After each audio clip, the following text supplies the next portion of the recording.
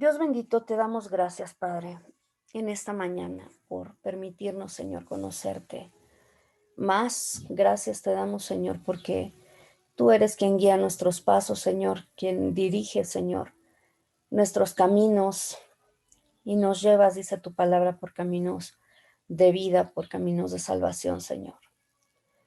Te rogamos, Señor, en esta mañana que tu palabra sea la que nos alumbre, Señor, que nos lleve a un conocimiento, Señor,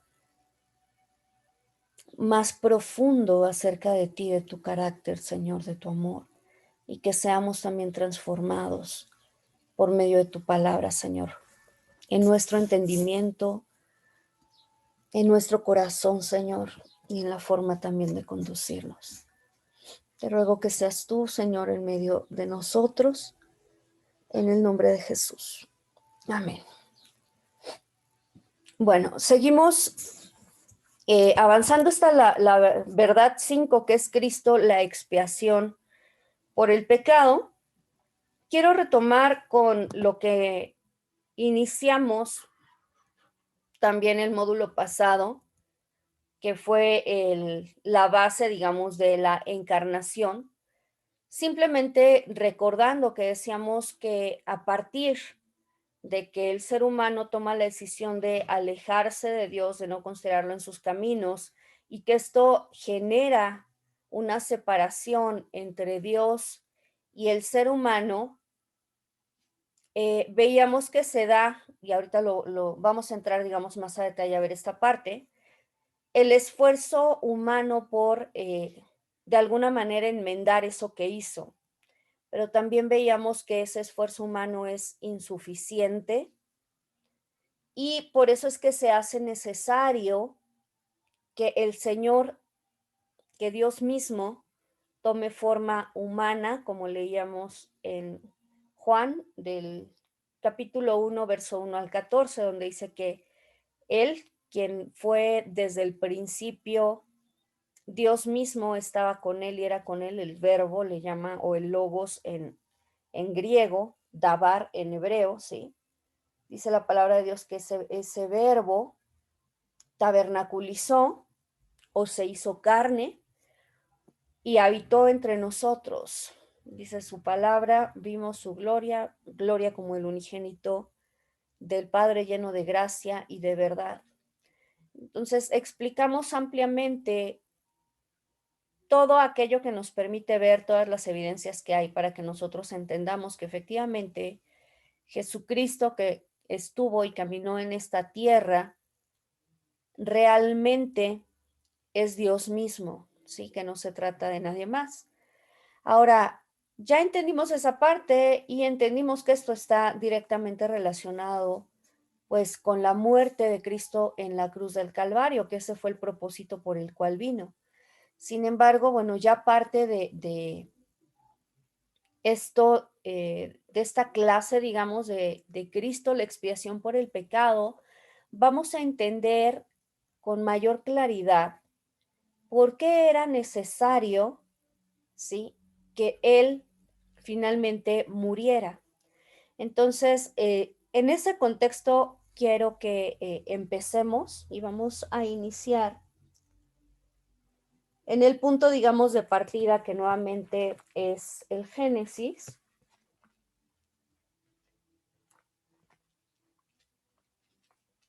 Si me quieren acompañar, es el capítulo 3.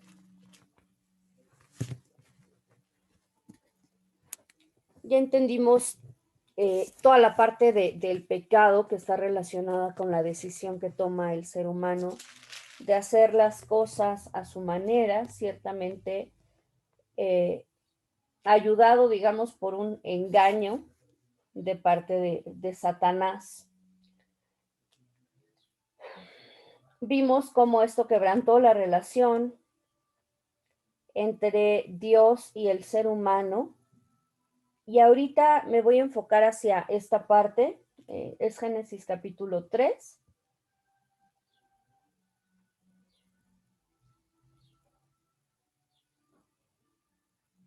Es el verso 7. dice la palabra de Dios, entonces fueron abiertos los ojos de ambos y conocieron que estaban desnudos, entonces cosieron hojas de higuera y se hicieron delantales, ¿sí? Algo que ya habíamos explicado con anterioridad es el hecho de que, bueno, Satanás efectivamente les dice que Dios sabe que cuando coman del árbol, eso es el verso 5, dice, serán abiertos vuestros ojos y seréis como Dios sabiendo el bien y el mal. Y el verso 7 dice que fueron abiertos sus ojos. Sin embargo, nosotros veíamos que también la palabra de Dios dice en Hechos que sus ojos fueron abiertos, pero al mal, ¿sí? La condición de ellos de estar desnudos físicamente era una condición que había sido dada con anterioridad, es decir, Dios desde que los crea, ellos están desnudos. Sin embargo, la palabra de Dios dice claramente que estaban desnudos, pero no se avergonzaban, ¿sí? Esto lo dice Génesis capítulo 2, verso 25. Estaban desnudos, ambos desnudos, Adán y su mujer, y no se avergonzaban. Entonces, aquí ocurre algo, hay un cambio que hace que en un momento dado ellos empiezan a sentir vergüenza. También esto ya lo vimos como parte de las consecuencias del pecado, el sentimiento de vergüenza, de culpa, y de condenación. Sí. No era algo que Dios planeaba que nosotros, los seres humanos, experimentáramos, sin embargo, es una consecuencia natural del pecado.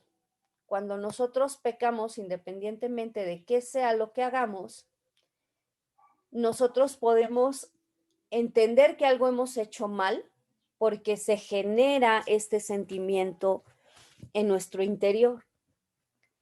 Y una de las primeras manifestaciones de ello justamente es que ellos se autoperciben, se dan cuenta, digamos, que están desnudos, pero ya la percepción que ellos tienen fue modificada. Decíamos que esto se conoce como pasar de un estado de inocencia, como el que experimentan los niños siendo muy pequeños cuando aún no viene ese despertar de la conciencia, a ese otro estado que ya es cuando la conciencia se despierta y cuando eh, lo que ocurre es que la gloria de Dios que los cubría se pierde y entonces ellos perciben su propia desnudez y esto les genera vergüenza.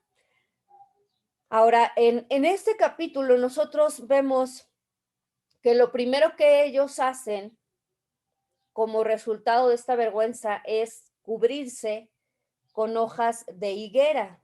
La palabra de Dios dice que se hicieron delantales, ¿sí? Y estas hojas de higuera de alguna manera representan el esfuerzo humano por querer resarcir una situación que pues el mismo ser humano provocó. Sin embargo, lo que vemos a continuación pone más de manifiesto pues que esto no era suficiente. Verso 8 dice, oyeron la voz de Jehová Dios que se paseaba en el huerto al aire del día, y el hombre y su mujer se escondieron de la presencia de Jehová Dios entre los árboles del huerto. Mas Jehová Dios llamó al hombre y le dijo, ¿dónde estás tú?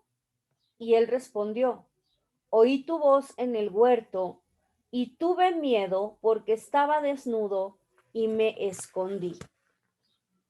Nuevamente vemos que es la primera ocasión en la cual el hecho de que Dios venga para tener una comunión con ellos provoca en el hombre temor, ¿sí? Tuve miedo porque estaba desnudo y me escondí. Lo siguiente que Dios hace es una pregunta. Dios le dice, ¿quién te enseñó que estabas desnudo? Lo que implica entonces que aquí hubo, digamos, pues un aprendizaje. O sea, ¿quién te mostró que estabas desnudo? O sea, el hecho de que estuvieras desnudo es algo ya lo estabas, pero aquí hubo un cambio, es lo que está reconociendo el Señor, ¿no? Y entonces el hombre respondió, la mujer que me diste por compañera me dio del árbol y yo comí. Nosotros vemos que Dios empieza a hacer una serie de preguntas aquí al hombre. Lo primero es que le pregunta, ¿dónde estás tú?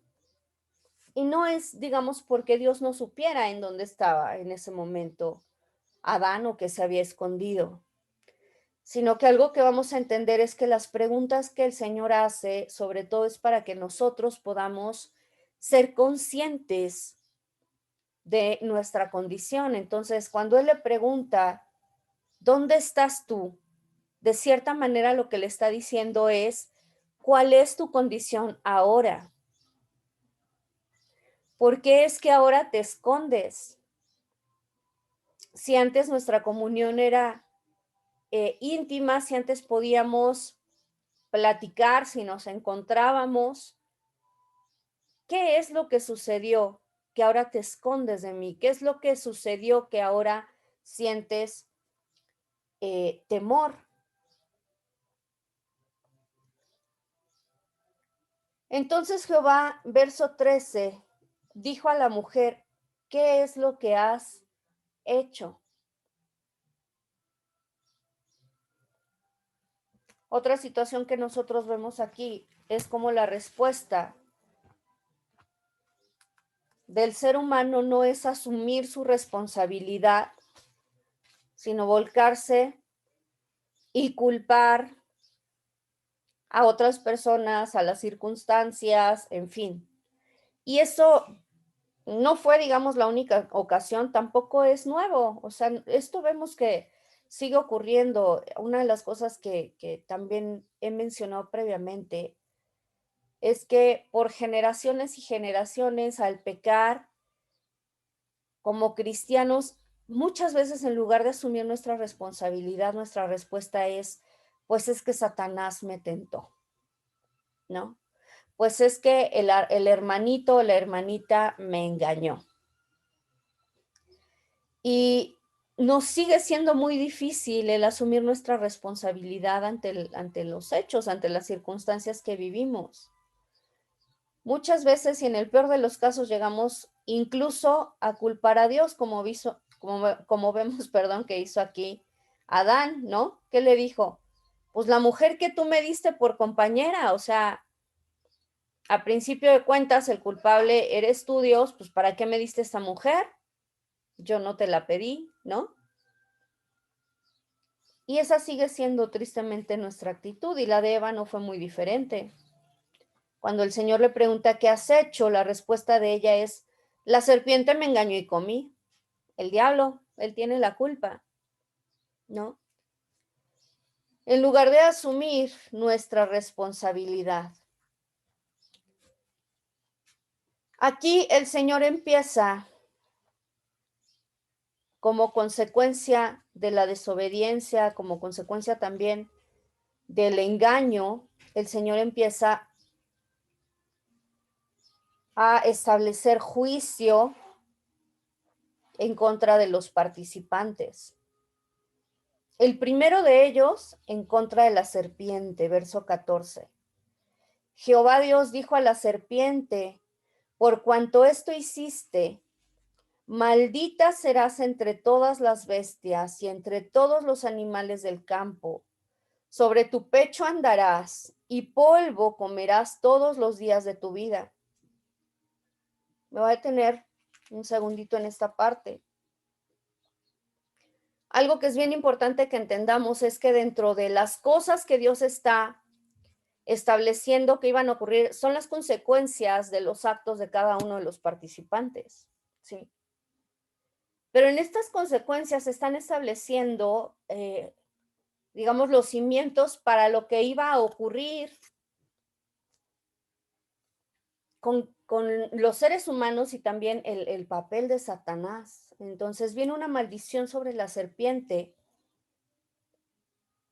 pero esa maldición incluye al propio ser humano. Fíjense, sobre tu pecho andarás y polvo comerás todos los días de tu vida. Y esto es muy interesante porque cuando nosotros vamos hacia los capítulos previos, en el capítulo 2 la palabra de Dios dice que el Señor hizo a Adán, y el verso 7 del capítulo 2 dice, entonces Jehová Dios formó al hombre, ¿de qué? Del polvo de la tierra, y sopló en su nariz aliento de vida, y fue el hombre un ser viviente. El hecho de que mencione la palabra de Dios que iba a comer polvo, ¿sí? Es importante porque nosotros tenemos que entender que la parte del ser humano que no está sujeta a la voluntad de Dios, ¿sí? ¿Cómo la conocemos nosotros? La carne, ¿no? La Los miembros. carne. Y esa carne justamente se constituye en el alimento de Satanás.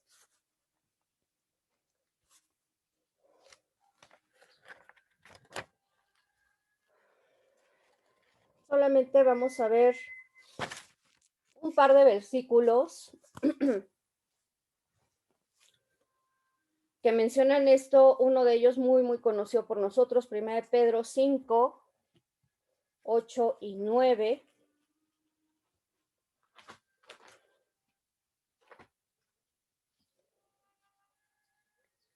Dice así, sed sobrios y velad, porque vuestro adversario, el diablo, como león rugiente, anda alrededor buscando a quién, ¿qué?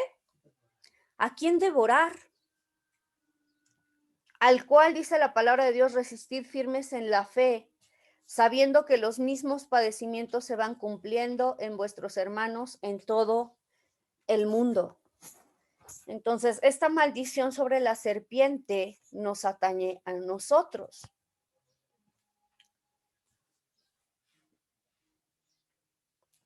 Satanás anda como león rugiente, buscando a quien devorar. ¿Qué es lo que comen los leones? Carne. Carne. Así es que cuando nosotros andamos en la carne, nos constituimos en el alimento favorito de Satanás. La palabra de Dios se refiere también a Satanás como el devorador. Esto lo vemos nosotros en Malaquías 3:11.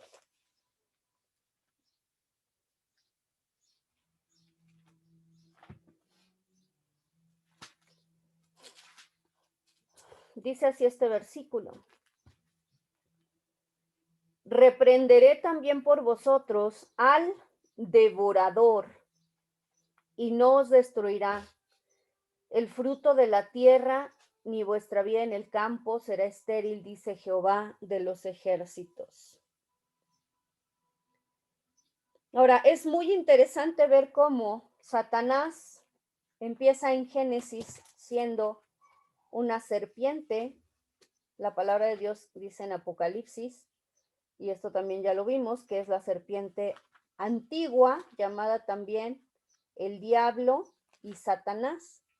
Y sin embargo, termina en Apocalipsis, vamos a ver el capítulo 12, versos 4 y 5. Apocalipsis 12, 4 y 5. Dice, y su cola arrastraba la tercera parte de las estrellas del cielo. Voy a leer desde el 3. También apareció, hizo otra señal en el cielo, he aquí un gran dragón escarlata que tenía 7 cabezas y 10 cuernos, y en sus cabezas 7 diademas. Y su cola arrastraba la tercera parte de las estrellas del cielo y las arrojó sobre la tierra. Y el dragón se paró frente a la mujer que estaba para dar a luz a fin de devorar a su hijo tan pronto como naciese. Y ella dio a luz un hijo varón que regirá con vara de hierro a todas las naciones, y su hijo fue arrebatado para Dios y para su trono. Fíjense que esto es bien interesante, ¿no? Satanás empieza en Génesis siendo una serpiente, pero termina en Apocalipsis siendo el gran dragón escarlata. Y la pregunta es, ¿cuánta carne tuvo que haber devorado para pasar de ser serpiente a ser un dragón? ¿Sí? Ahora, cuando el Señor está estableciendo aquí en Génesis el juicio por el pecado a Satanás y también a los seres humanos, es muy bonito el hecho de que dentro de esos juicios, Él lo que hace también es revelar el plan de redención que Él tenía para nosotros. Y ahorita vamos a ir viendo el paralelismo que hay en Génesis capítulo 4 con lo que acabamos de leer en Apocalipsis. Génesis 4, verso 15 dice, un verso que es muy, muy conocido, y pondré enemistad entre ti y la mujer. 3:15, ¿qué dije? Perdón. Perdónenme, 3:15. Y entre tu simiente y la simiente suya, esta te herirá en la cabeza y tú le herirás en el calcañar. Ok. Dios le está diciendo, acuerden que aquí está hablando la maldición a la serpiente y le dice, voy a poner una enemistad entre ti y la mujer. Y normalmente hemos escuchado que nos hablan acerca de que Satanás tiene un conflicto con las mujeres. Y yo les quiero decir que esto en realidad es algo profético. Y no está hablando de las mujeres como género, sino que aquí esa mujer de la que habla Génesis 3:15 es el propio Israel, como vimos en Apocalipsis capítulo 12. ¿Cómo podemos saber que es Israel? Porque el verso 5 dice, ella dio a luz un hijo varón que regirá con vara de hierro a todas las naciones. ¿Quién es ese hijo varón? Jesucristo. Aquí está haciendo referencia al capítulo 2 de Salmos, donde habla acerca del reinado mesiánico. Entonces, algo que nosotros sabemos también por lo que ya hemos estado escudriñando, es que Jesucristo nació como judío, siendo parte de Israel. Es ese hijo del que la palabra de Dios en Génesis 3:15 dice, tu simiente. La palabra para simiente en hebreo es la palabra será, con Z, será. Y esta palabra hace referencia a Cristo Jesús. Conforme nosotros vamos escudriñando las escrituras desde Génesis, nos damos cuenta que Dios guardó una simiente, lo que se conoce como la simiente mesiánica o la simiente piadosa, que son todas aquellas personas por medio de las cuales Cristo iba a venir a la tierra. Sí. Y esta es una promesa que Dios está dando desde Génesis. Entonces, con esto vamos a ir sentando las bases para comprender cómo Cristo se constituye en la figura central de la expiación de nuestro pecado.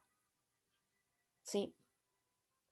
Pero como he mencionado anteriormente, esto es algo que Dios nos va dejando saber desde los primeros capítulos de Génesis.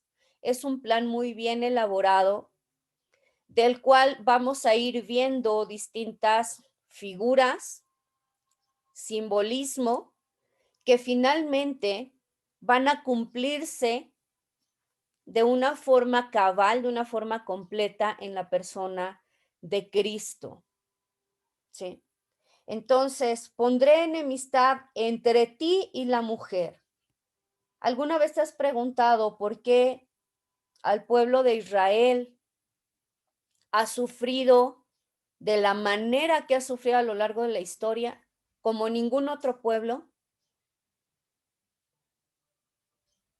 Quizá uno de los acontecimientos más conocidos sea el Holocausto, algo de lo más reciente. Sin embargo, no es el único episodio que Israel ha sufrido, ¿sí?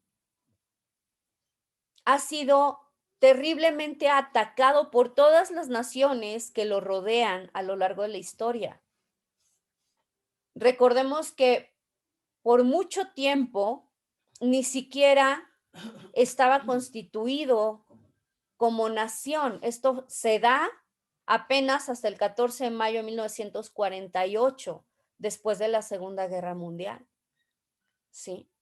Antes de ello, todos estaban dispersos. Sabemos también que esto fue a causa de un juicio de parte de Dios hacia Israel, pero también y más, digamos, de mayor importancia, el hecho de que esto ocurre para que al ser ellos dispersados pudieran cumplir con un propósito de evangelismo a las naciones, ¿sí? También sabemos, por ejemplo, de lo que relata la palabra de Dios en el libro de Esther, acerca de un exterminio que fue planeado por los persas, ¿sí? Sabemos acerca de cómo ellos fueron llevados cautivos a Asiria y a Babilonia. Sabemos cómo estuvieron bajo el Imperio Romano en el primer siglo. Y no solo eso, sino que la historia ha documentado que este también fue uno, digamos, de los tiempos de mayor violencia para el pueblo judío. Están todas las guerras judías del siglo primero. Esto lo que nos manifiesta es esa enemistad que Dios ya había anticipado que se iba a dar de Satanás en contra de Israel. Pero la palabra de Dios también nos llama a que oremos por la paz de Israel. Sí. ¿Por qué? Porque también la palabra de Dios nos dice en Romanos que es de ellos que nosotros recibimos tantas cosas, la palabra de Dios, la redención, la ley, ¿sí? Todo esto lo recibimos nosotros de Israel. Esa mujer de la que habla Génesis, capítulo 3.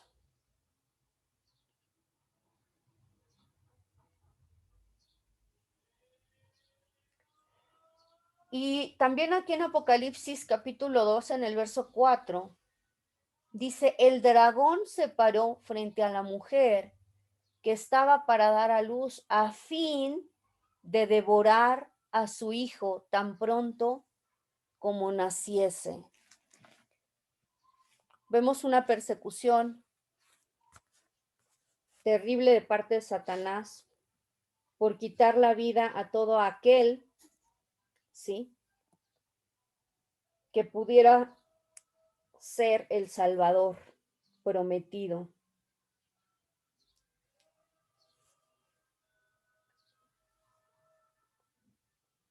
Sin embargo, también la palabra de Dios en esta sentencia, en este juicio, dice, este te herirá en la cabeza, es decir, la simiente de la mujer herirá a Satanás en la cabeza, dice, y tú le herirás en el calcañar. Esto está hablando acerca de la crucifixión de Cristo, que iba a ser herido, pero que esa herida finalmente se iba a convertir. O sea, la herida hacia Cristo es una herida en el talón, ese es el calcañar, ¿sí?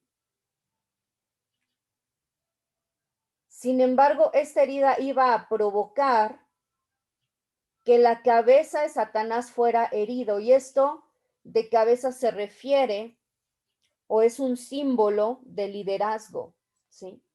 De señorío. Lo que dice la palabra de Dios es que Cristo, con su muerte en la cruz, ganó la victoria para nosotros, ¿sí? Hebreos 2,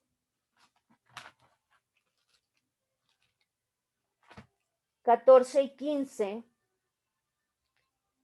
dice, así que por cuanto los hijos participaron de carne y sangre, él también participó de lo mismo. Está hablando acerca de Cristo haciéndose hombre. Dice, para destruir por medio de la muerte al que tenía el imperio de la muerte, esto es, al diablo, y librar a todos los que por temor de la muerte estaban durante toda la vida sujetos a servidumbre. Está hablando acerca de nosotros, ¿de acuerdo?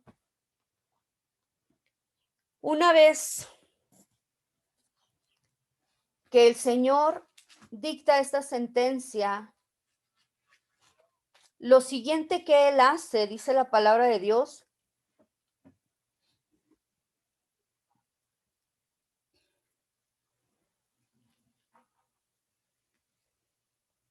estoy buscando el verso en un segundo,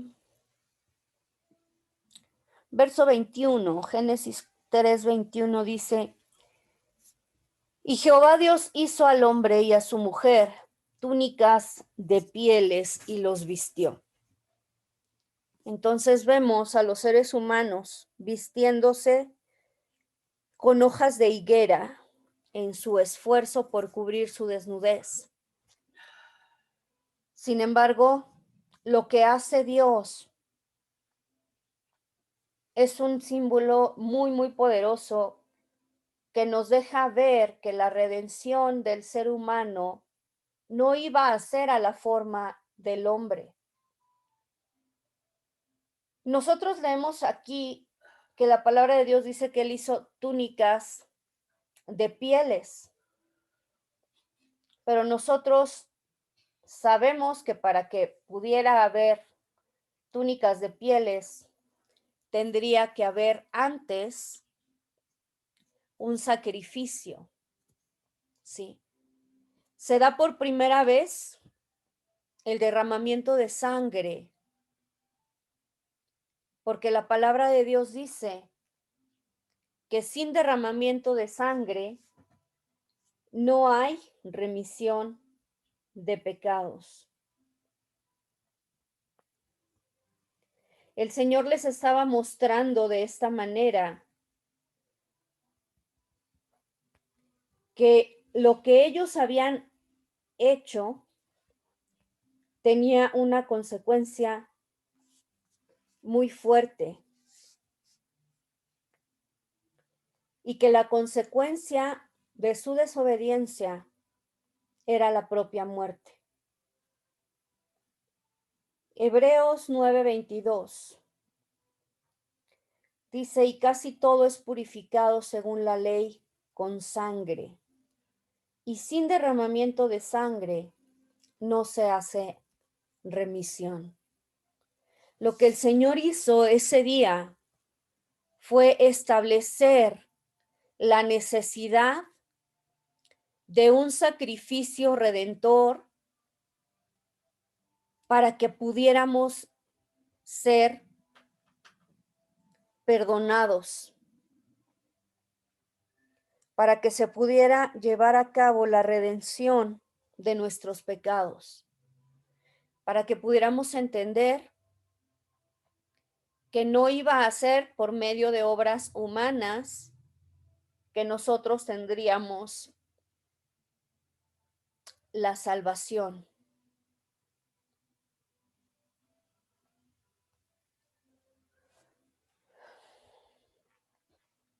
Solamente como un dato final y ya retomaremos el día de mañana, ¿sí? La palabra hebrea que se utiliza para cubrir es la palabra kafar. Y esto es importante porque de esta palabra deriva la palabra kippur, que significa expiación. Esto nos va a ayudar a comprender el significado de la expiación, qué es lo que quiere decir y por qué es importante. ¿Sí?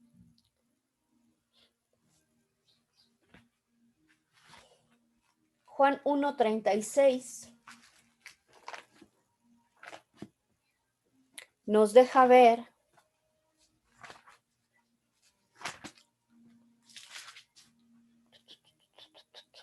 que en un momento dado la persona que vendría a tomar nuestro lugar era Cristo. Dice así la palabra de Dios, y mirando a Jesús que andaba por allí, dijo, hablando de Juan el Bautista, él dijo, he aquí el Cordero de Dios, refiriéndose a Jesucristo. Vamos a aprender a lo largo de los siguientes días por qué era necesario que se diera la expiación, qué es lo que eso implica, cómo debía llevarse a cabo de acuerdo a lo que dice la palabra de Dios. Vamos a encontrar algunos símbolos en el Antiguo Testamento que nos permiten entender que Dios tenía este plan preparado de antemano y cómo el cumplimiento perfecto de esto es Jesucristo. Vamos a detenernos hasta aquí. No sé si tengan alguna pregunta o algún comentario.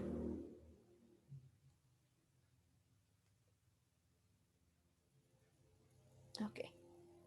Entonces vamos a orar. Bendito Dios, te damos gracias, Padre, en esta mañana por darnos la oportunidad de escudriñar tu palabra, Señor. Enséñanos, Señor, con cuánto amor tú procuraste nuestra salvación, Señor. Que a pesar de que nosotros lo recibimos de una manera totalmente gratuita, Señor, por gracia, esto para ti tuvo un costo enorme. Enséñanos, Señor, para que nosotros podamos entender, Señor, el amor tan grande que tienes para con nosotros, Señor, y en esa medida también corresponder en gratitud, Señor, en honra, en obediencia. Te damos gracias y bendecimos tu nombre. Por Cristo Jesús. Amén.